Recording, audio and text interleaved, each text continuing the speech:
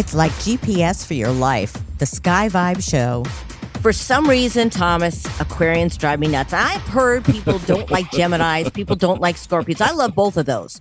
But Aquarians, and I dated an Aquarian for a year. He drove me crazy. So top 3 reasons why Aquarians drive everybody nuts. Not just me. How about 1, 2, and 3? Got it. It's because all they know is, don't tell me what to do. Well, I do that. But I have Neptune in my chart, so that I guess I have part Aquarian. Do I hate myself? See, if you were doing that, then you were probably reacting to him because he was doing that, but that's the way he is. You were just being that way, right? It's like, yes. No, but that's the one thing. So Aquarians are a couple of things. I mean, they are like so fixed and focused on their own drumbeat, their own agenda. Selfish. Their own, like, that's one of the key characteristics of the sign. It's all about that individuality being expressed in the world. That is the positive side.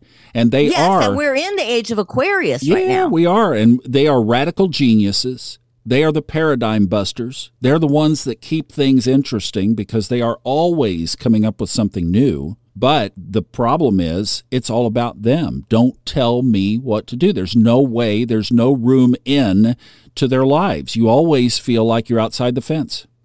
And they always feel they're right. It's like to try and get them to be open to listening to maybe you should think about this. They go, no, I'm right, because they are freaking geniuses. So if you're an Aquarian and you can practice your genius and then you can find a switch to throw where you can turn off the don't tell me what to do. And one of the things that I do myself for my own sign of Scorpio and my little combination of too many planets stacked together is to observe. Become an observer and just be open to other suggestions and other people's perspectives. What does that mean when you say become an observer? Because I still have a hard time with that. Basically watching with mouth closed and eyes open. And you're just open to other people's ways of doing things. You look at somebody and you say, I would never, ever in a million years do it that way. An Aquarian would say, parentheses, I'm sure don't tell me to do it that way.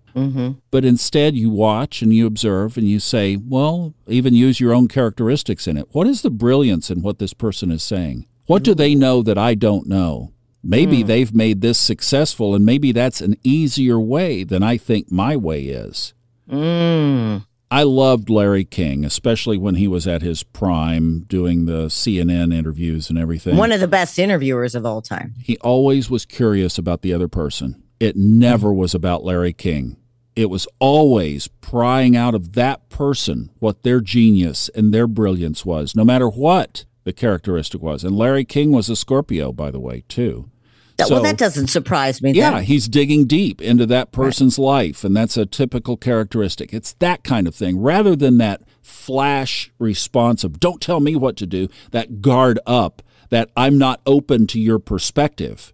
It's that you embrace everything with open arms, and you observe, and you may or may not choose it. You might run it through your radical filter of genius and paradigm buster. But you're at least open to it. Don't close the door right up the beginning. Yeah.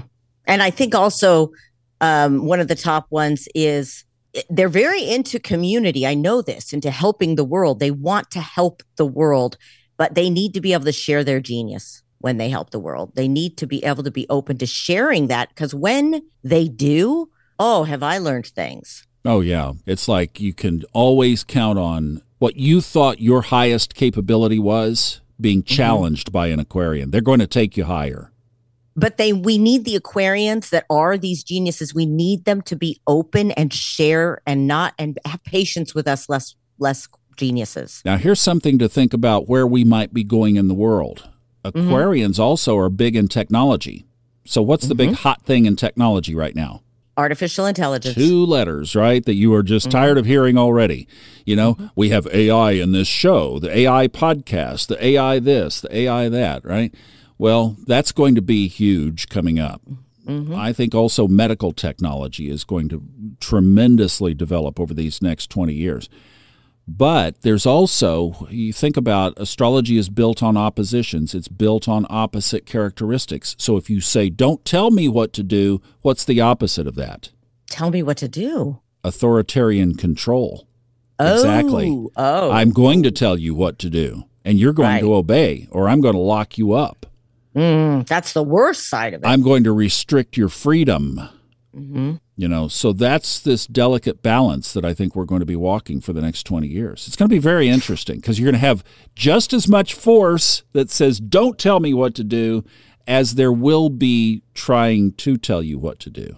And that's why we created one of the many reasons we created this show is to bring it to every level so we can work together, connect. So collectively, we can bring everybody up. Make sure to follow Thomas Miller's other podcasts, including Fun Astrology and Old Soul, New Soul. And you can also find out about getting your own astrology readings. Thank you for listening.